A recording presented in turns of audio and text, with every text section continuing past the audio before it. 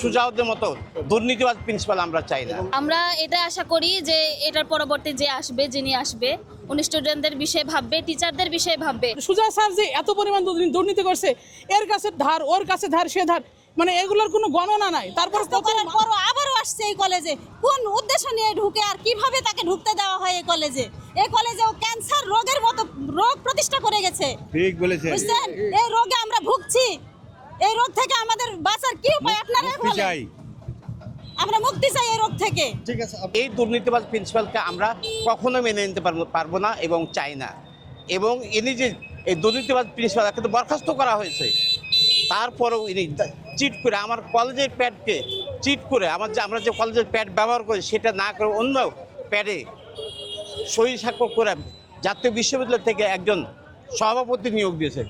আমাদের কলেজের গভর্নিং বডির সদস্যদের কোনো মিটিং নাই, তাদের সম্মতি নাই, সভাপতি কোনো বরখাস্ত করা হয়নি, সভাপতি আছে তাকে না জানিয়ে সে চিট করে যে জাতীয় বিশ্ববিদ্যালয় থেকে নতুন করে সভাপতি নিয়েছে। সুজাউদ্দের মতো দুর্নীতিবাজ প্রিন্সিপাল আমরা চাই না এবং সভাপতিকেও চাই না। যে বর্তমান সভাপতি হয়ে আসছে সে সভাপতি ইনিও একজন দুর্নীতিবাজ। বরখাস্ত কিন্তু প্রিন্সিপাল কীভাবে রেজুলেশন করে এই একে সভাপতি করে। আমরা এটা আশা করি যে এটার পরবর্তী যে আসবে, যিনি আসবে, উনি স্টুডেন্টদের বিষয়ে ভাববে, টিচারদের বিষয়ে ভাববে। এখন সহকারী শিক্ষকরা তো কিছুই করতে পারবে না, যিনি সভাপতি উনি তো মেন।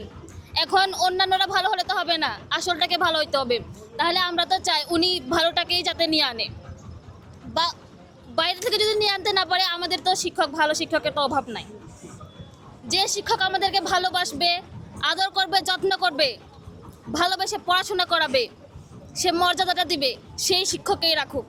আমরা স্টুডেন্টরা এটাই চাই, কারণ আমরা রোদে দাঁড়িয়ে এত কষ্ট করে মানব বন্টন করে আমরা এটাই আশা করব যে আমাদেরকে ভালো শিক্ষক দেওয়া হোক, ভালো সভাপতি দেওয়া হোক, যেটাই করা হোক। আমাদের টিচাররা আমাদের ভালোর জন্য এগুলো করছে, আর আমরাও টিচারদের সাথ দিই। আর সুজা স্যার যে এত পরিমাণ দুর্নীতি করছে, এর কাছে ধার, ওর কাছে ধার, সে ধার, মানে এগুলোর কোনো গণনা নাই। তারপরে কত মানুষ যে ওর কাছে টাকা পাবে, এই পাবে, সেই পাবে, সেগুলো তো মানে আমি এগুলো বললে আমার জন্য আসলে খারাপ লাগছে বলতে, আমার জন্য। টাকা নিয়েছে, হ্যাঁ, সেগুলো তো নিয়েছে, বরং যে এলাকার মানুষ আরও বেশি জানে যে ওনার কাছ থেকে কিভাবে টাকা নিয়েছে। হ্যাঁ, বিভিন্ন সময় বিভিন্নভাবে নিয়েছে, কিন্তু উনি মুখে এত ভালো আমাদের সাথে ব্যবহার করছে।